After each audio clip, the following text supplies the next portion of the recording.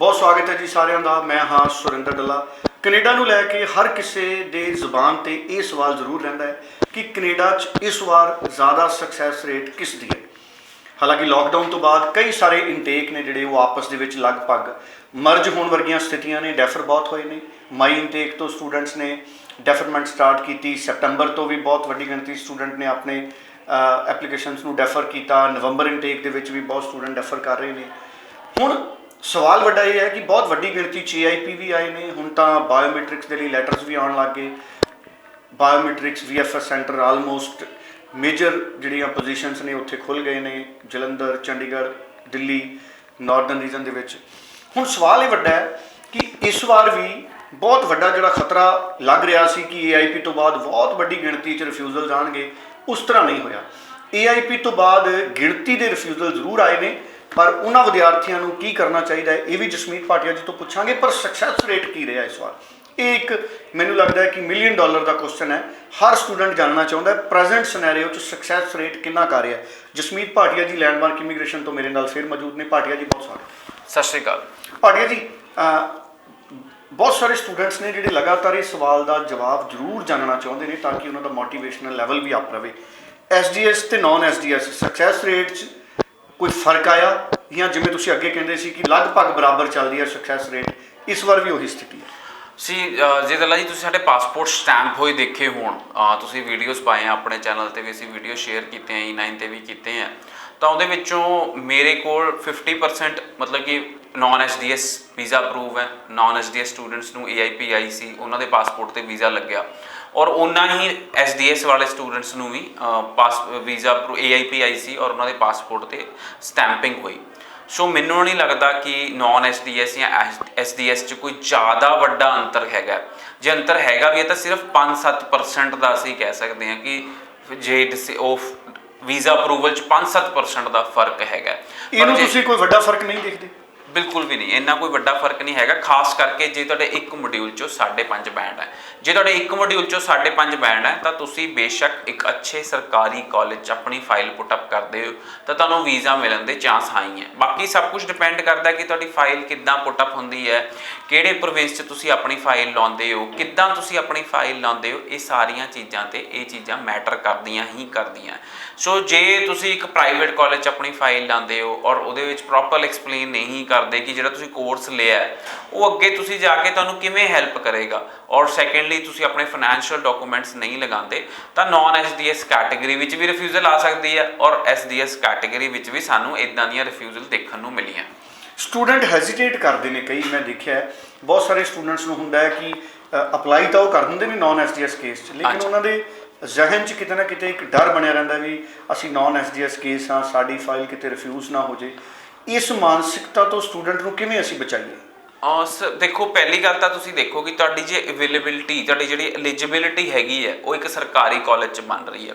जे तुहानूं सरकारी college offer letter दे रहे हैं तो मैनूं लगदा कि ये जिहड़ा डाउट हैगा तुहानूं अपने मन चों कढ देना चाहिए। जदों Canadian public institute has given you an acceptance letter and they will also give you an LOA, so ਉਹਦੀ बड़ी वैल्यू होंदी है। सो जदों कनेडियन पब्लिक इंस्टीट्यूट ने तुहानूं एक की कहते ऑफर लैटर इशू की है, दैट मीनस कि उन्हां दी एंट्री रिक्वायरमेंट्स इन्नियां ही है and they are giving you direct entry. So दूजा भाव लेंदे कि जे तुसीं यूनीवर्सिटी च अपलाई करते हो, जे तुहाडे एक चों 5.5 बैंड है या दो चों भी इवन 5.5 बैंड है तो तुहानूं ESL का कोर्स करना पैंदा। सो दैट मीनस कि you will study English and then you will study the main course. So ये सारिया चीज़ों का स्टूडेंट नूं इहदे नाल श्योरिटी हो जानी चाहिए है कि जो सरकारी कॉलेज सरकारी यूनीवर्सिटी मैनूं एडमिशन दे रही है तो मैनूं अपने मन चो थोड़ा जिहा डाउट कढ़ देना चाहिए।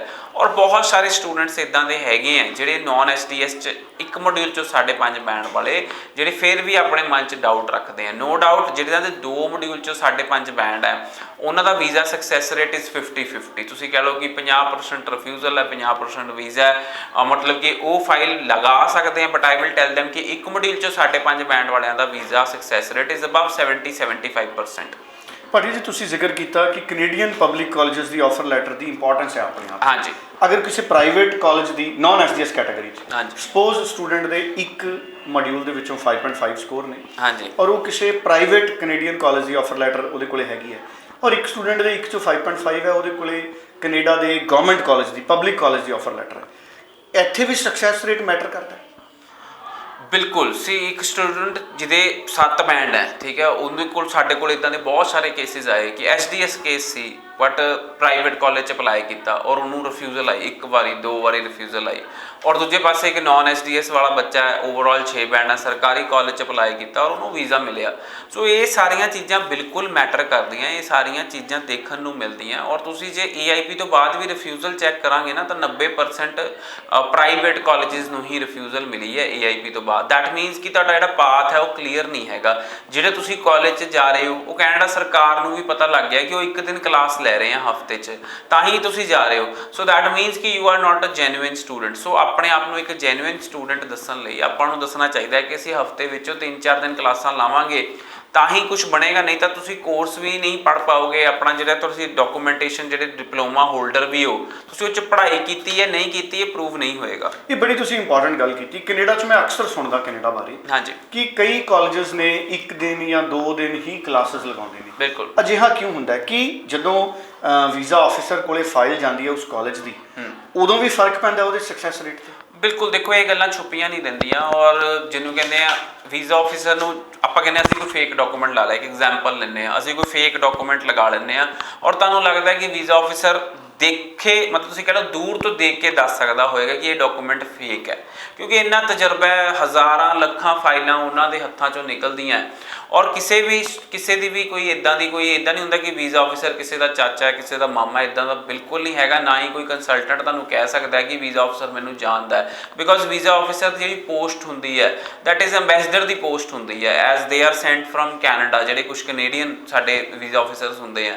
ਸੋ ਇੱਦਾਂ ਦੀ ਕੋਈ ਵੀ ਤੁਹਾਨੂੰ ਗਰੰਟੀ ਨਹੀਂ ਦੇ ਸਕਦਾ। ਸੋ ਆਪਾਂ ਨੂੰ ਬਿਲਕੁਲ ਜੈਨੂਇਨ ਇਨਫੋਰਮੇਸ਼ਨ ਹੋਣੀ ਚਾਹੀਦੀ ਹੈ। ਉੱਦਾਂ ਹੀ ਜਾਂਦਾ ਕਾਲਜ ਤੇ, ਜਦੋਂ ਤੁਸੀਂ ਕਿਸੇ ਕਾਲਜ 'ਚ ਅਪਲਾਈ ਕਰਦੇ ਹੋ ਜਿਹਦੀ ਲੋ ਫੀਸ ਹੈ, ਪਹਿਲਾਂ ਤਾਂ ਇਹ ਹੋਗਾ ਕਿ you are not having genuine funds, ਤੁਸੀਂ ਪਹਿਲਾਂ ਹੀ ਇੰਨੇ ਸਸਤੇ ਕਾਲਜ 'ਚ ਅਪਲਾਈ ਕੀਤਾ। ਉਸ ਤੋਂ ਬਾਅਦ ਉਹ ਪ੍ਰਾਈਵੇਟ ਕਾਲਜ ਹੈ। ਤੀਜਾ, ਉਹ ਕਾਲਜ ਥੋੜਾ ਜਿਹਾ ਸ਼ੇਡੀ ਹੈ, ਉਹ 1 ਦਿਨ ਕਲਾਸ ਲਾਉਂਦਾ ਸਿਰਫ ਹਫਤੇ 'ਚ। ਦੈਟ ਮੀਨਸ ਤੁਹਾਡਾ ਪੜ੍ਹਨ ਦਾ ਮੋਟਿਵ ਹੀ ਨਹੀਂ ਹੈਗਾ। ਸੋ ਇਹ ਸਾਰੀਆਂ ਚੀਜ਼ਾਂ ਮੈਟਰ ਕਰਦੀਆਂ when you apply for your student visa. So ਇਹ ਸਾਰੀਆਂ ਚੀਜ਼ਾਂ ਬਹੁਤ ਧਿਆਨ ਨਾਲ ਦੇਖੀਆਂ ਜਾਂਦੀਆਂ ਜਦੋਂ ਤੁਸੀਂ ਆਪਣਾ ਵੀਜ਼ਾ ਕੈਨੇਡਾ ਦਾ ਅਪਲਾਈ ਕਰਦੇ ਹੋ। ਬਿਲਕੁਲ ਠੀਕ ਹੈ। ਸੋ ਬਹੁਤ ਇੰਪੋਰਟੈਂਟ ਡਿਸਕਸ਼ਨ ਹੈ ਜਿਹੜੀ ਇਹ ਹੋਈ ਹੈ। ਬਹੁਤ ਹੀ ਇੰਪੋਰਟੈਂਟ ਪੁਆਇੰਟਸ ਇਹਦੇ ਵਿੱਚ ਅਸੀਂ ਡਿਸਕਸ ਕੀਤੇ ਨੇ। ਸੋ ਇੱਕ ਤਾਂ ਗੱਲ ਕਲੀਅਰ ਕਰਤੀ ਭਾਟੀਆ ਜੀ ਨੇ, ਐਸਡੀਐਸ ਔਰ ਨਾਨ ਐਸਡੀਐਸ ਦੇ ਵਿੱਚ ਡਿਫਰੈਂਸ ਕੋਈ ਬਹੁਤਾ ਜ਼ਿਆਦਾ ਨਹੀਂ ਹੈ। ਭਾਟੀਆ ਜੀ, ਤੁਹਾਨੂੰ ਮੁਬਾਰਕਬਾਦ ਵੀ ਹੈ, ਤੁਹਾਡੀ ਸਕਸੈਸ ਰੇਟ ਲੈਂਡਮਾਰਕ ਦੀ ਇਸ ਵਾਰ ਵੀ ਬਹੁਤ ਅੱਛੀ ਰਹੀ। ਸੋ ਮੈਂ ਜ਼ਰੂਰ ਚਾਹੂੰਗਾ ਕਿ ਲੈਂਡਮਾਰਕ ਦੀ ਸਕਸੈਸ ਰੇਟ ਬਾਰੇ ਵੀ 2-4 ਸ਼ਬਦ ਜ਼ਰੂਰ ਦੱਸੋ। ਔਰ ਸਾਡੇ ਕੋਲ ਦੇਖੋ ਤੁਹਾਨੂੰ ਦੱਸਿਆ ਸੀ 600 ਪਲੱਸ ਏਆਈਪੀਜ਼ ਰਿਸੀਵਡ ਹੋਏ ਸੀ, ਮੈਨੂੰ ਲੱਗਦਾ 650 ਦੇ ਕਰੀਬ ਏਆਈਪੀਜ਼ ਰਿਸੀਵਡ ਹੋਏ ਸੀ ਫॉर ਸਪਟੈਂਬਰ ਇਨਟੇਕ। ਐਂਡ ਉਹਨਾਂ ਵਿੱਚੋਂ ਹੰਨੇ ਸਾਡੇ ਕੋਲ ਸਿਰਫ ਇੱਕੋ ਹੀ ਕੈਨੇਡਾ ਦੀ ਜਿਹੜੀ ਆਫਟਰ ਏਆਈਪੀ ਰਿਫਿਊਜ਼ਲ ਆਈ, ਇੱਕੋ ਹੀ ਰਿਫਿਊਜ਼ਲ ਆਈ ਏਆਈਪੀ ਤੋਂ ਬਾਅਦ। ਹੁਣ ਉਹਦੇ ਪਿੱਛੇ ਬਹੁਤ ਸਾਰੇ ਰੀਜ਼ਨਸ ਹੋ ਸਕਦੇ ਆ। ਔਰ ਉਹ ਜਿਹੜੀ ਰਿਫਿਊਜ਼ਲ ਆਈ ਹੈ ਉਹ ਵੀ ਇੱਕ ਪ੍ਰਾਈਵੇਟ ਕਾਲਜ ਤੋਂ ਰਿਫਿਊਜ਼ਲ ਆਈ, ਤਾਂ ਉਹ ਚੀਜ਼ ਜ਼ਰੂਰ ਮੈਟਰ ਕਰਦੀ ਹੈ। ਸਾਰੇ ਸਟੂਡੈਂਟਸ ਨਾਲ ਮੈਂ ਸ਼ੇਅਰ ਵੀ ਕੀਤੀ ਵੱਖ-ਵੱਖ ਪਲੈਟਫਾਰਮਸ 'ਤੇ। ਤਾਂ ਉਹ ਸਟੂਡੈਂਟ ਦੀ ਵੀ ਅਸੀਂ ਰੀਫਾਈਲਿੰਗ ਕਰਾਂਗੇ ਕਿ ਜੇ ਉਹਨੂੰ ਦੁਬਾਰਾ ਵੀਜ਼ਾ ਮਿਲ ਸਕਦਾ, ਜੇ ਉੱਤੇ ਇਨਐਡਮਿਸਿਬਿਲਿਟੀ ਦਾ ਕੋਈ ਕਲੌਜ਼ ਨਹੀਂ ਹੈਗਾ। ਸੋ ਸਟੂਡੈਂਟਸ ਓਵਰਆਲ ਵਧੀਆ ਰਿਹਾ ਗਿਆ ਸਪਟੈਂਬਰ ਇਨਟੇਕ। ਸੈਕੰਡਲੀ, ਜਨਵਰੀ ਇਨਟੇਕ ਦੀ ਜੇ ਗੱਲ ਕਰੀਏ ਤਾਂ ਸਾਨੂੰ ਬੜੀ ਉਮੀਦਾਂ ਹੈਗੀਆਂ ਜਨਵਰੀ ਇਨਟੇਕ ਦੀਆਂ ਕਿ ਜ਼ਿਆਦਾ ਸਾਰੇ ਵੀਜ਼ਾ ਲੱਗ ਕੇ ਆਉਣਗੇ ਜਨਵਰੀ ਇਨਟੇਕ ਦੇ, ਕਿਉਂਕਿ ਹਾਲੇ ਤੱਕ ਡਿਸੀਜਨਸ ਇੰਨੀ ਤੇਜ਼ੀ ਨਾਲ ਨਹੀਂ ਆ ਰਹੇ। ਜੀ ਚਲੋ, ਥੈਂਕ ਯੂ ਸੋ ਮਚ। ਸੋ ਕੋਈ ਵੀ ਸਟੂਡੈਂਟ ਕੋਈ ਹੋਰ ਇਨਫੋਰਮੇਸ਼ਨ ਚਾਹੁੰਦਾ ਹੈ ਤੇ 90413 90412 ਤੇ ਸੰਪਰਕ ਕਰ ਸਕਦੇ ਨੇ। ਭਾਟੀਆ ਜੀ ਖੁਦ ਤੁਹਾਡੀ ਫਾਈਲ ਐਕਸੈਸ ਕਰਨਗੇ। ਤੁਸੀਂ info@landmarkimmigration.com ਤੇ ਡਿਟੇਲਸ ਭੇਜ ਸਕਦੇ ਹੋ। ਕਿਸੇ ਵੀ ਸਮੇਂ ਭਾਟੀਆ ਜੀ ਨੂੰ ਤੁਸੀਂ ਮਿਲ ਸਕਦੇ ਹੋ। Thank you so much Bhatia. Thank you so much.